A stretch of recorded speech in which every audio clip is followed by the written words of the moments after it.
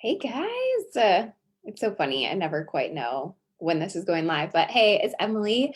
I have been working on onboarding a new client and thinking a lot about the types of content that she has been using in the past that isn't working for her, and how we can shift into creating content that's really going to attract a variety of different people to engage with her brand and eventually become a buyer. So, what I wanted to share in this little lunch hour of Love Local is three types of content that you should be considering as you generate content for your own social pages, whether it's Facebook or Instagram, LinkedIn, all of the things. So when we think about the buyer's journey, someone is coming to us and had never heard of us before, right? Maybe someone shared a post about you or someone recommended you, and soon enough they're on Facebook or they're on Instagram and they're searching your name. So they get to your page and they have an opportunity to kind of get a vibe, get a feel for what you do, what you offer, and all of those details. And so the content that you're creating for that type of person who's never heard of you before is going to be different than the type of content you're going to be creating for someone who's like been a lifelong customer in your business, right? So someone, when they're coming to your brand for the first time, how are you speaking to that person? And the second type of person you really want to think about speaking to is a person who's maybe like curious. They've liked your page or followed you, but they're not quite sold yet on what you do, why you're different, why they should drive 10 miles to your store, why they should book an appointment today. So we really want to think about those people differently than the first people. Oh, my soup is done. um, and like I said before, the third person is like that raving fan. They've been a customer like for months or years, and they want to know what's new in your store, what new services you're unveiling, or what's coming up with your brand. So as you think about just the types of people who are engaging with you, you've got brand new people, never heard of you before. You've got the people who are like, yeah, you're interesting. I'll definitely follow you and like your stuff, but I'm not quite sold on you. And then you've got the people who are like, yep, I'm in, love what she does, love what he does, love what they do, yada, yada. So as you're thinking about the first section, this is really what marketing people love selling, is this like visibility strategy.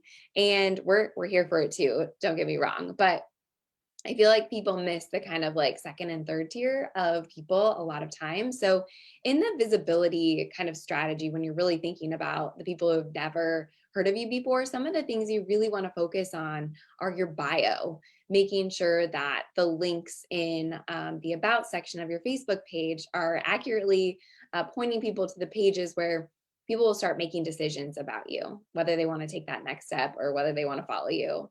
Something I love telling our clients and our community or students to do is really think about the Instagram highlights. So if you're not using Instagram highlights, I look at highlights as almost like tabs on your navigation bar. So you've got like your about, you've got the services, you've got hours, you've got products. You're really giving someone an opportunity to stop by your page, kind of see everything you do and offer, and kind of get a quick like bite of what your brand does, stands for, who is owned by, like all of the things that help people really digest like that first date or whatever with your brand. And so highlights, your bio, those are really important things. You can pin posts on your Facebook business page as well. So if someone's like checking you out for the first time, what's the most important information you want a new person to know and understand about what you do? You can also do things like create Facebook photo albums, maybe that give a tour of your space, and or talk about, maybe it's a video talking about your story or why. Like the content you create for someone who's brand new is different than the content you're creating for a raving fan, right? Because they already know what you do. Like they want to know what's new or like what's on sale or what next event is coming up. But it's important to balance that out and think about the entire process someone's going through when they engage with you on social media. So the person who's in that bucket of like number two, kind of like, yeah, I'll definitely like follow. Like think about the followers you have or the likes on your page.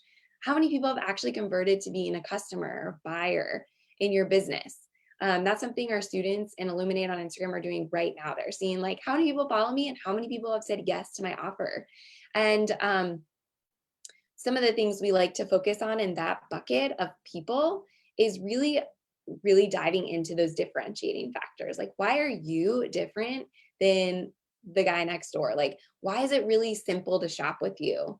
How does someone take the next step with you? What are the benefits of your products? What are the like testimonials people are giving about your service? Like, it's really those types pieces of content that are going to build trust. So when someone's like, oh yeah, like I vibe with like the style of the brand or what they do like in general, how are they going to start to trust you more? So that's when we start incorporating more of like the Instagram videos, the stories that, some people are totally down with, some people it's a little bit more of a stretch, but we incorporate things like testimonials that we put in highlights, and we really think about asking people for reviews that they can put on Facebook, because someone might be like initially interested in you, but maybe they like have to get on a call or go deal with their soup, um, since my timer just went off.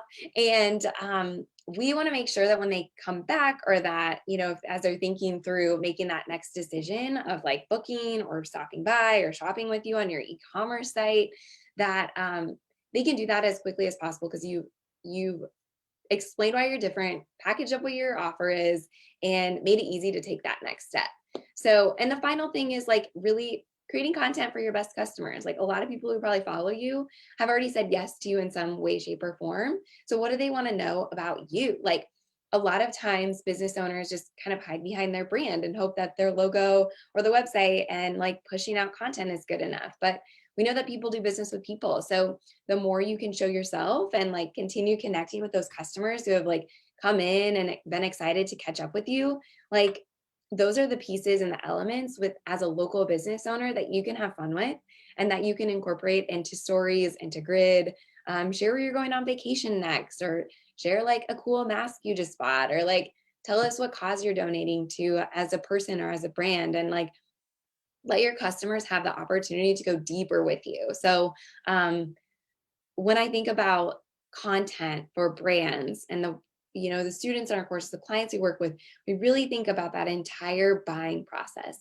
What's going to make it really easy for the right ideal customer to land on the account, to be like, yes, this is my person, this is my brand, and accelerate the process to conversion to sale. So as you think about your content coming up, as you're, whether you're batching it out or you do it day by day, ask yourself who you're writing this for and where that person is at in the journey. And then make sure you're diversifying the type of content so someone has the opportunity to say yes to you in a lot of different ways. So that's all I got for you today. Thanks for hanging out, tuning in, and we'll be back next time.